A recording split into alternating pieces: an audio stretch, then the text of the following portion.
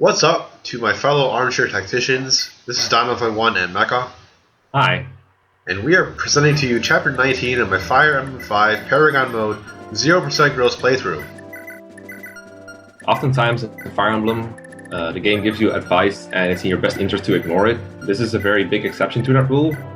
This chapter is actually very easy if you just do what the game is trying to tell you to do, which is run away as fast as you can. Do not engage enemies, try not to fight, don't get experience, just do a couple side objectives and then get the hell out of there.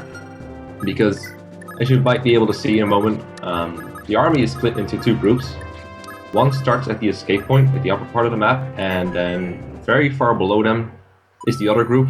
They are in the thick of the action, and you want to get them out of there. At least the ones you care about, because you can just abandon most of them and it won't really matter. So this map is huge, it's super tall compared to how wide it is, and the starting formation is a bit weird. I mean, why would you have an escape map where half of your army starts near the escape point? It's hard to understand why this is the case without understanding the context in terms of the plot.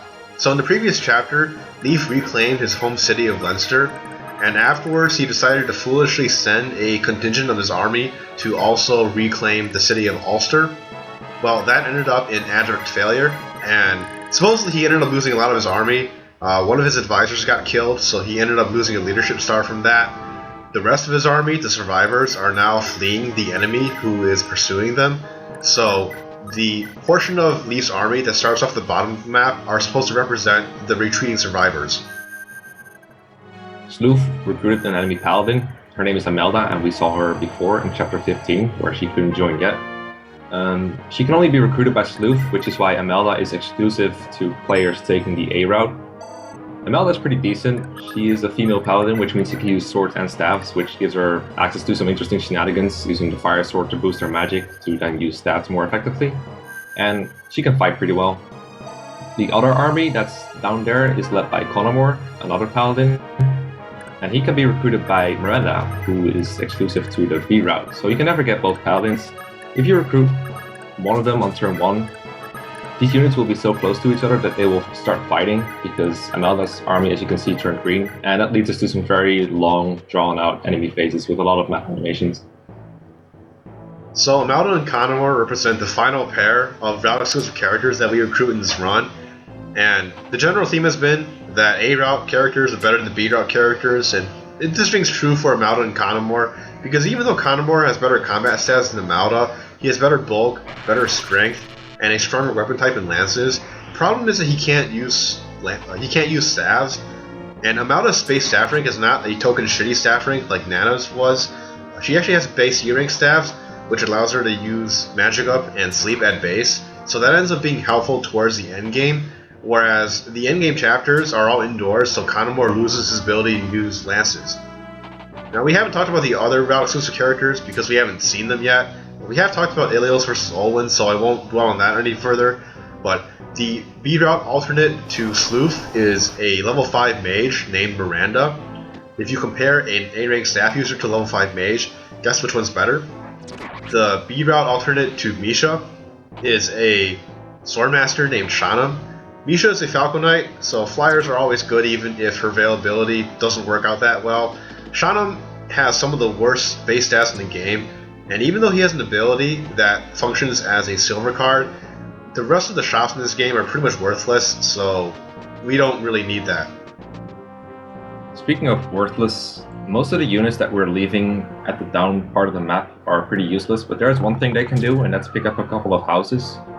Most of the houses in this map aren't very generous, and they give you some useless things. But they do have a magic up staff, a holy water, and a speed ring that we're going to get. Now, if you get an item with a unit that's going to end up captured or left behind, then that item would just vanish. So what we're going to do is we filled one unit's inventory with a bunch of useless things like broken staves until it's all the way full, and then when they get the item, they just send it to the convoy like the warp we did in FE6 or even in FE11. And that way we can just get the item without having to keep useless units, and we clean a bunch of junk from our inventory. So that's pretty nice.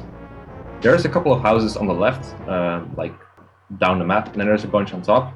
The ones on top are kind of tough to get because the thieves are pretty close to get them, so I'm not sure how you're supposed to do that without like rewarping.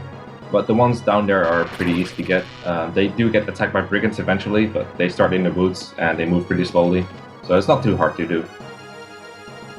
So we're still watching the whole showdown between the green units and the red units. This combined enemy and NPC phase is taking quite a while, but some interesting things have happened. The Green Mage Knights went YOLO and decided to just randomly capture 2 of the generals, even though their only chance of doing so was to get a Thoron critical. So that's definitely something that I wasn't expecting. Now, both of these enemy groups had units that are actually fairly interesting. They all have the same personal base stats for each unit type. So for example, all the Troubadours have the same stats, all the Cavaliers have the same stats, all the Bow Knights have the same stats, etc.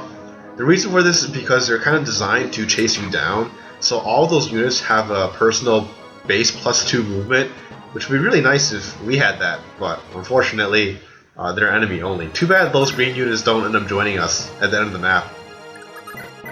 So there's 4 other members of the green team that we have to talk about, and they are the civilian units that are desperately trying to get to the escape point before Leaf gets to it. Unfortunately, they're not going to make it. If they did, we would get a night proof, but this is so late in the game that a night proof doesn't even really matter.